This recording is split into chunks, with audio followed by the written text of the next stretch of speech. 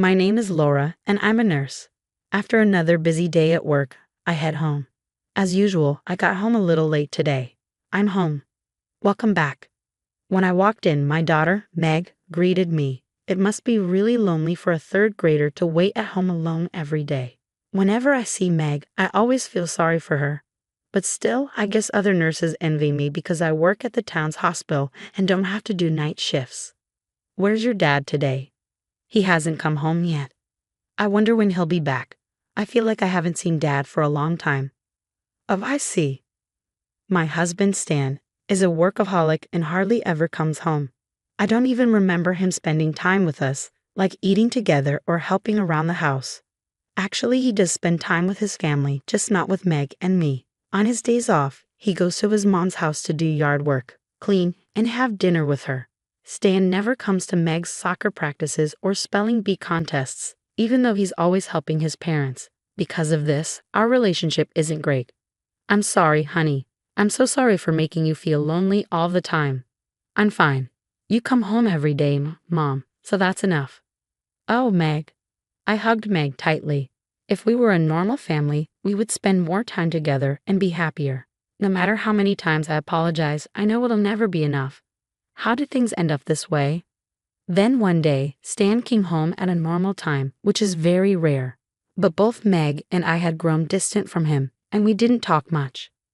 While we were eating dinner in silence, Stan suddenly spoke up. Hey, why don't we go to Hawaii for the upcoming holidays? What? I couldn't believe what I was hearing. Stan was inviting us all on a trip. What was going on? We haven't had a proper family vacation in years, he said. I thought it would be a great chance to celebrate my mother's 60th birthday too. And it might be nice to do something like this once in a while. He was putting his mother first again, and I was fed up. But when Meg heard about Hawaii, she got excited. We can go to Hawaii. I want to go. I really want to go. Meg was thrilled, and I understood why. This would be her first trip to Hawaii. But I wasn't sure I could enjoy a family trip after all these years, especially with Kate, my mother-in-law. If Stan wanted to celebrate Kate's 60th birthday, he should have told me about it sooner. Still, since Meg was so excited, I felt it wouldn't be right to refuse. All right, I guess so. It's been a while since we've all been together as a family, so let's go, I said, nodding my head. On the day of the trip, Stan and I had to work, so we planned to meet at the airport. That day, my work was unexpectedly busy, and I ended up running very late. After finishing work, I hurried to the airport with Meg. After taking the bus, we finally arrived, but then something surprising happened. They're not here. Stan and Kate were nowhere to be found. I searched the airport, but they were nowhere in sight. Where did they go? I didn't get any calls from them, so I tried calling both Stan and Kate. The number you have dialed is either not powered on right now or has no signal. I kept hearing this message. Feeling desperate, I asked the airline staff at the reception desk for help. One of the staff members then asked me, "Are you Miss Laura Martin?" Excuse me? Yes. I was puzzled about how the staff knew my name, but then they handed me a piece of paper. I was asked to give this to you. A paper? I was shocked by what was written on it. I couldn't wait any longer. It'll just be the two of us going on this trip. Stan, if you can't be on time, then we won't take you. Why don't you just camp out somewhere around here? Bye, Kate. What is this? Mom, what's wrong? As I fumed with anger, Meg looked at me anxiously. Oh no, it's nothing. It looks like your dad and Grandma went ahead without us. I'm sorry. So we can't go to Hawaii? Yes, we can. We can catch up with them on another flight. I tried to sound positive, but honestly, we didn't have enough money for another flight. What was I going to do? While I was trying to figure things out, an old man walking in front of me suddenly collapsed. I wasn't sure what was happening, but my years of being a nurse kicked in, and I moved quickly. Are you okay? I checked the old man's breathing, but it had stopped. Oh my God. I quickly turned him onto his side and cleared his airway. I found something stuck in his mouth, probably part of his vomit, which was blocking his breathing. Please, someone call an ambulance. I shouted for help and began first aid. When the ambulance arrived, the old man was taken to the emergency room, where he soon regained consciousness. Was it you who saved me? Yes. I just did a basic procedure. That's not true. Thank you so much. I thought I was going to die. He was alert enough to talk, and it seemed there were no serious heart or organ problems. You saved my life. Please let me thank you, James. Oh, no need to thank me. I just did what anyone would do. By the way, were you traveling somewhere? Oh, yes. I was supposed to go to Hawaii with my daughter, but we missed our flight. Oh no, that's awful. I feel terrible about this. I quickly waved my hand to reassure him. Oh no. We were already running late, and I wouldn't have made it on time because of my work anyway. You didn't do anything wrong. I was just thinking we might go home, I said with a sigh and a laugh. But James looked at me and said, That's a shame. Your daughter must have been looking forward to it. Why don't we just buy another ticket? Well, I'm a bit embarrassed to say this, but we don't have enough money right now. When I said this with a sad look, James nodded thoughtfully. Okay then, as a way to thank you, I'll buy both of you the tickets. That should solve the problem, right? Oh, no, I'm sorry for the trouble. It's completely okay. Hey you. James called out to a female staff member walking by. He then borrowed a cell phone and made a call. Oh, can I speak with you for a moment? James talked on the phone for a few minutes before hanging up. Oh, really, we're fine, so you don't have to worry about it. If I don't thank you somehow, I won't be able to rest easy, James said. At that moment, the paper fell out of my pocket. Thanks to James, we managed to get on the plane. To my surprise, he had bought us expensive business class tickets. His kindness allowed Meg and me to enjoy a very comfortable flight, and we arrived in Hawaii safely. But now I had one problem. I hadn't asked Stan and Kate which hotel they were staying at. Hello, are you Laura and Meg? A man called out to us. Ah, yes, that's right. But, nice to meet you. When I wondered how the man knew my and my daughter's names, he handed me his business card. It had the name of a well-known logistics company that even I recognized. I heard about you from the chairman of our company. Thank you very much for that. The elderly man you helped at the airport is the chairman of our company. Oh, really? I was shocked to learn that James, who we met at the airport, was the chairman of a major company. We will take you both to your hotel on the chairman's orders. Please enjoy your trip to Hawaii, he said as he led us to a black limousine. I had never been in a car like that before. Wow, it's amazing, Meg exclaimed, thrilled to ride in a luxurious limousine for the first time. I made sure my shoes were clean before getting in. The view of Hawaii from the windows was stunning. It felt like an endless summer. At one point, I was worried we wouldn't make it, but I was so relieved that we did. Meg was glued to the window, taking in the sights. When we arrived at a huge, luxurious hotel, I suddenly realized something important. Oh no, I didn't book a room, I whispered to myself. Oh, please don't worry. We've already reserved a room on the top floor, the man said after hearing my quiet concern. But I don't have enough money for this. You don't need to pay anything. The bill has already been taken care of. Oh, really? I was amazed at how far James had gone to take care of us. This VIP treatment was overwhelming and unfamiliar. After we entered the hotel, I was astonished by our room. It was a suite, far too spacious for just two people. The view of the ocean and the stunning sunset from the large windows was absolutely breathtaking. We had a dedicated hotel staff member available to assist us with anything we needed.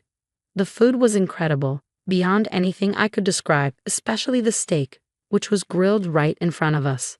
It was the best meal I had ever tasted, and I was constantly impressed. While Meg and I were strolling around the lobby after dinner, we heard some arguing voices coming from a corner. Are they?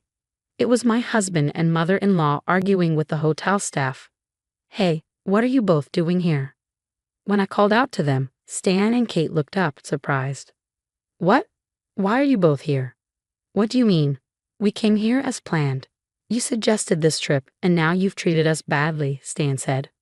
Well, that's... Stan glanced at Kate, seeming unsure about what to say. Oh, it was your fault for being late, right?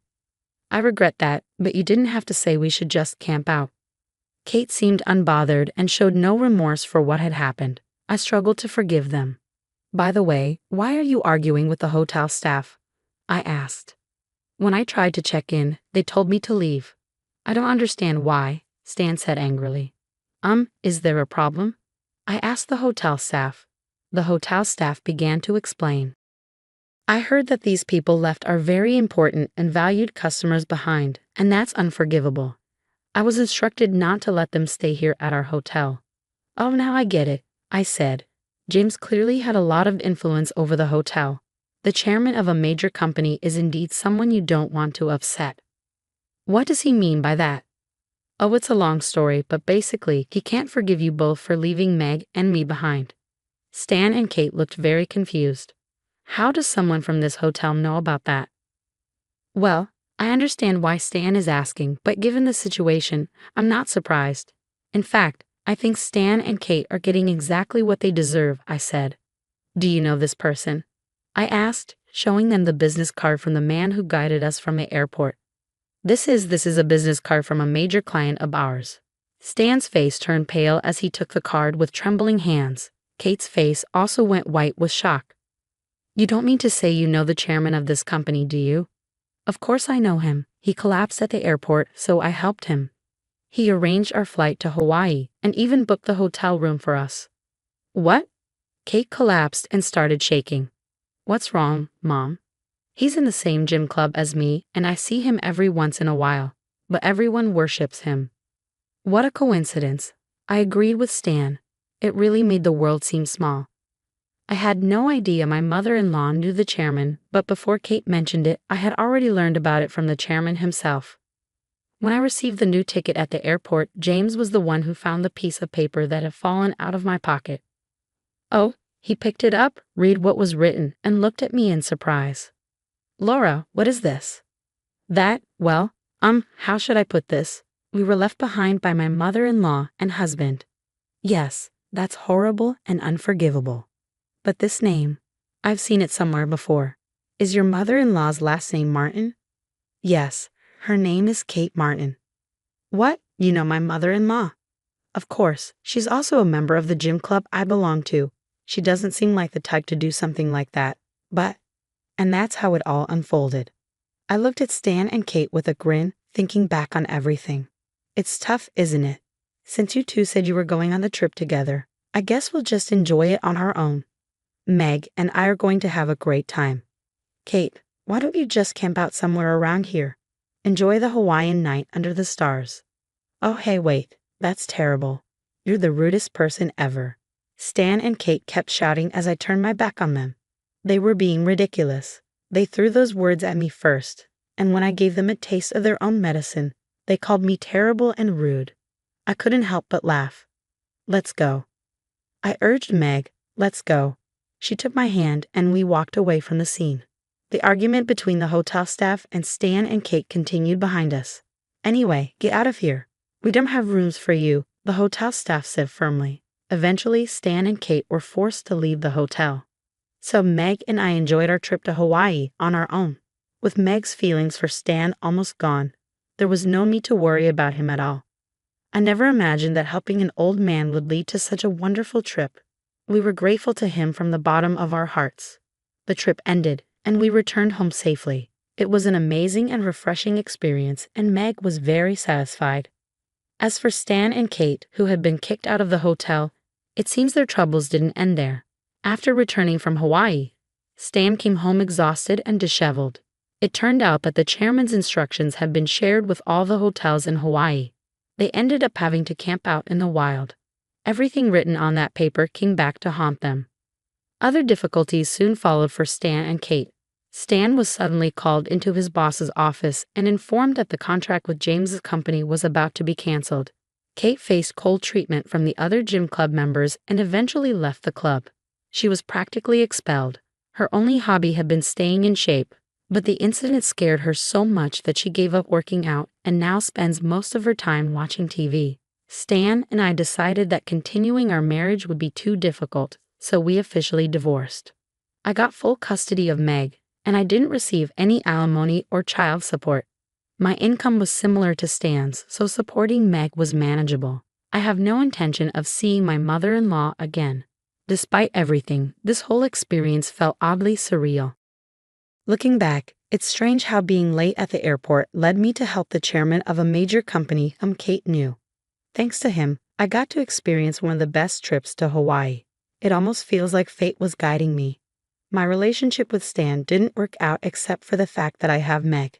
Maybe there were miscommunications due to our different work schedules, but I believe the outcome would have been the same even if I had stayed a housewife. Stan would have always prioritized Kate over us. I have no regrets. I have the most adorable and precious daughter in the world, and I don't need anything else.